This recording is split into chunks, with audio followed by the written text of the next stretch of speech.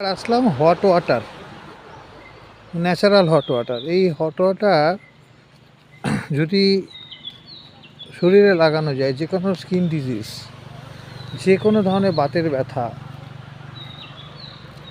চিরদিনের মতো রিকভার হয়ে যায়। মানে অনেকের অনেক রকমের স্কিন ডিজিজ ছিল, যেটা বছরের পর বছর ডাক্তারদের কাছে গিয়েও তারা রোগ সারাতে পারেনি।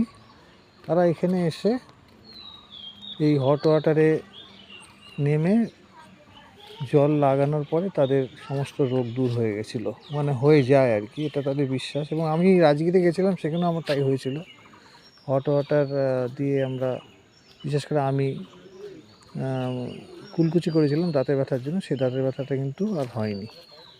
এটাও সেরকম একটা জায়গা হট ওয়াটার। এটা হচ্ছে দেওপানি মন্দিরে যাওয়ার পথে পড়ে।